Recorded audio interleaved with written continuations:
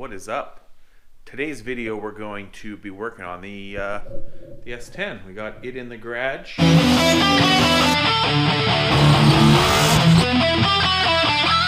This truck, if you don't know, has a LS 5.3 with a single turbo, etc. It also has a 4L80E transmission in it, and I've been having issues with the truck stalling when it gets hot. And so through doing some research, I found that there's this valve that Sonnax makes. Here is the part number, and it is a lube regulated zip valve, it says. On this side it says pressure regulator valve, and it goes inside the pump, and it just looks like this. So they say changing that will cure that issue. So I'm hoping that changing that will cure the issue, because it's really annoying when you're out cruising and then the truck wants to stall when you come to a red light. A lot of times when I come home at night, if I go to reverse, it wants to stall and then it doesn't want to idle good, which is not good. So we're going to do that today, and then we're going to hopefully look at that gas gauge in this video. Before we do that, I'll give you a quick GTO update, because like I said in that previous video where I was doing stuff, I haven't been really making many GTO videos. Now, a lot of the stuff that I have done on it, I probably should have made videos, but you know what, I'm just trying to put this car together, and it's been too long, and you know, sometimes you get in the zone and this is what happens. So it's a big update from the last time. As you can see, there is a new windshield installed, the stainless trim is on, the interior is in. Now as you can see, the car still isn't painted other than the inside parts of the car, but I pretty much wanted to get everything installed, fitted, tested, etc., and then whatever I have to take off to paint it. I mean, realistically, I have to mask off, you know, the windshield, anything that was painted red anyways. So if I put these windows up, I can just mask everything. So let's take a quick look inside. The dash is in, Stuart Warner gauges, aftermarket Pontiac floor mats I bought. The seats are in, door panels, pretty much everything in here is new. Door panels, seats, stereo has been installed along with that speaker from the last video. I ended up making a bracket because the Pontiac at the junkyard did not have what I needed. All the side panels are in, you know, all this stuff. Now the only thing I'm still waiting for, and I don't really have much left to do on this car besides paint it and put the top on, but I ordered a bushing kit for all the convertible top bushings that go in all these different areas. I'm waiting on that. It's been back ordered, or I don't know what's going on. I haven't received it yet, so doing that. I don't know if there's anything under the hood different. I guess all the inner fenders are in. This is on, at least temporarily. A lot of it is just to get things out of my way.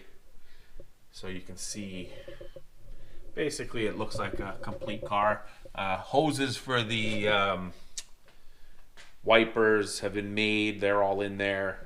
Like I said, some of that stuff might have to come out before it's painted, but for right now, they're in there. What else? I don't know if I did anything else in the rear area. I still have to put on the trunk weather stripping. I mean, pretty much what's in this box right here, grills and things, that's all that needs to be still put on, other than the top, which is in the house, and some weather stripping, moldings and things like that. So that's where that stands. It's getting warmer now. Soon it'll be time to get, you know, go over the body one last time and get it painted and get it on the road. So let's get to work on this truck. All right, so I don't know, you know, how well I'll be able to show much, but the idea is, you know, I'll get the pan off, which obviously is, anybody can get the pan off.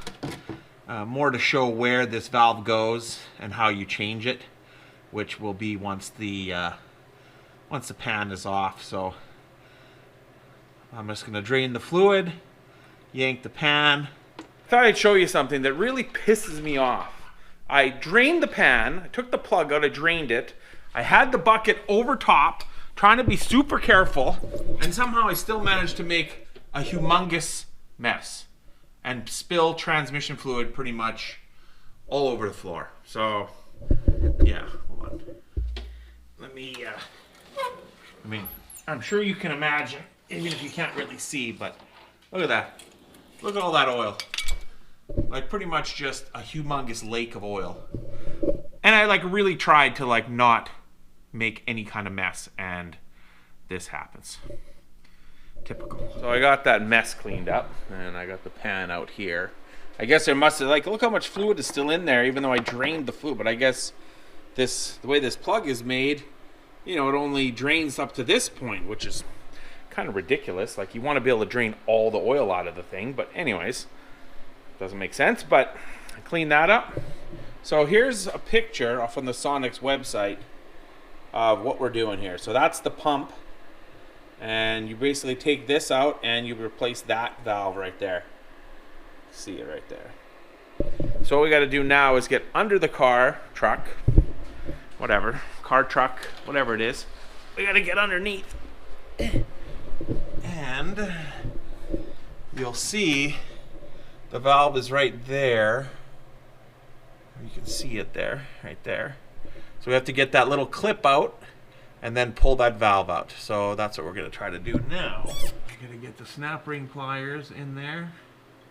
Of course, this would be easy to do out of the vehicle. So if you're rebuilding one, definitely do this while you're rebuilding it.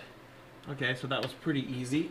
So I got the little clip off, and now the valve is just coming out. Okay. I think the valve, I think this, I don't want to stick my face up in there. So here's all this just came out. Let me take this out of here. It's leaking oil now everywhere.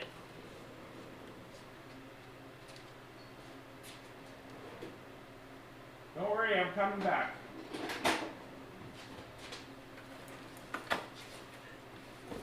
All right, I am back. So I think now I just have to reach in here and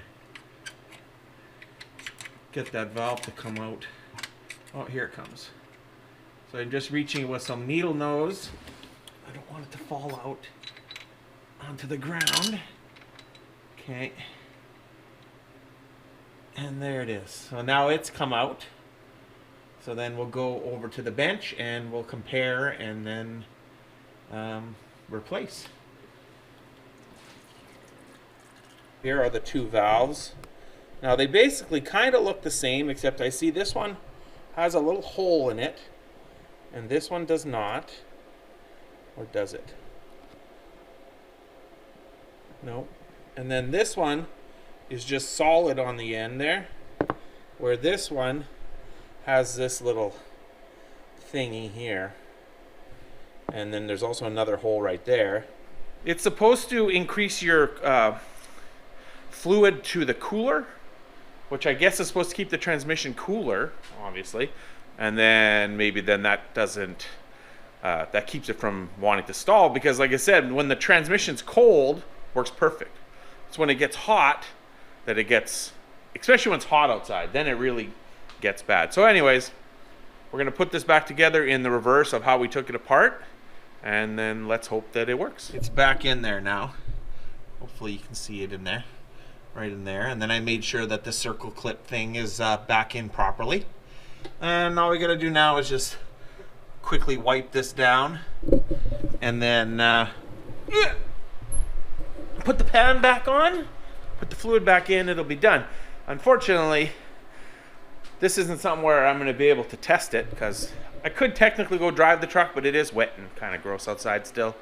And it also doesn't really do it when it's cold outside. So we're just going to hope that it's good, but at least this shows you how easy it is or what you need to do to change it, which isn't much. It's pretty simple. And well, I'll get this pan back on. Got her all back together. Everything went back together as expected. So it's together. Just have to put the fluid in. And like I said, unfortunately, I won't be able to test it in this video, but I will keep you updated on how it works. But from everything I read, this should make the trans run cooler, which should keep and up the pressure or whatever. Like, it should make it so that it doesn't want to stall going into reverse and forward when it's hot, which would be awesome. That thing was about $60, I think, from Summit American. So let's hope it works. And I'm not sure if I've shown on the channel, but here's the new wheels that I put on the truck at the in the fall. They're Jegs wheels, just like the back, except they're in a 17-inch, and they have a 205 50/17 tire on them. Look at that, zero drag, and they didn't cost $2,000. No, I'm just kidding. But they actually don't really have much drag, these brakes. Let's see how this one is. It's pretty good for a stock style brake, but I can't afford them TBM brakes or TRZ brakes or whatever they're called. It's too rich for my blood.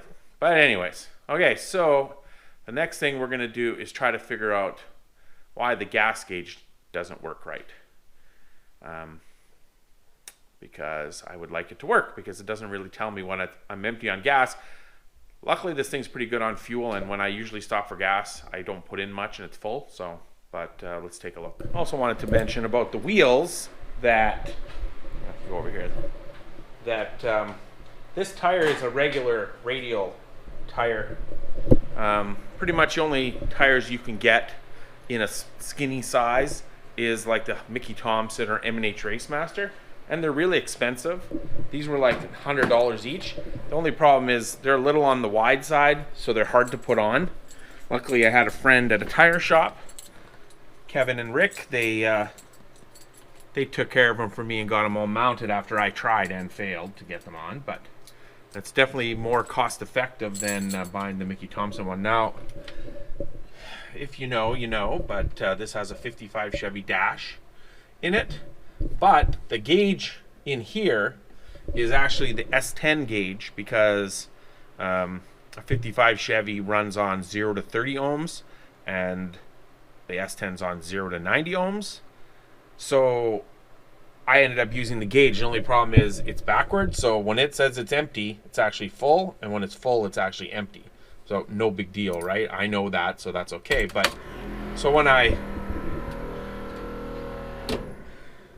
do that, it goes all the way to here, which is closer to full than empty. I mean, empty than full, but I know there's more gas in there than that. Even when I fill it up, it never goes to here. So I don't know, like, it definitely is working, because it, you know, it does. Well, now it won't. Oh no, see, you can see it goes towards this way. So it is working now. I don't know if means I have to drop the tank or pull the sending unit out, which I really don't want to do. I've been sitting here thinking about it, and like when you put the key on, it goes to empty, goes to full on the gauge, which is empty. And then when you shut it off, it slowly will kind of go down to about half. As soon as you start it, it goes to full, which is technically empty because it's backwards. So I don't know, I tried grounding the wire for the fuel pump. They say if you ground it, that should make it go but I think that makes it go to empty, so that means it's already grounding, I would assume. So I don't know, I might have to pull the sending unit out. I just had the same issue with the GTO. You can see I have the remnants of a sending unit here, because I have a aftermarket sending unit in the GTO. It's a Rob MC something fancy, half-inch line, return line type thing, and it didn't work. But I don't know if I did something to it. This part doesn't work, but then it turned out that what they had just done is used a stock one, just like I did here, cut just this piece out and then fit it in there. So I ended up just ordering one from Rock Auto, put it in, works good. Now that one was going to full all the way, because it wasn't getting a signal, I guess. But I guess if this one's grounding out, it could be just going to empty, right? Because when I would ground out that one, just the wire, it would go straight to empty when I would give it power. So maybe that's what this one's doing. It's just grounding out. And yeah. So I don't know. I'm going to have to do more investigating, maybe drop the tank or lift the box so that I can take the sending unit out. But I'd really like to figure it out.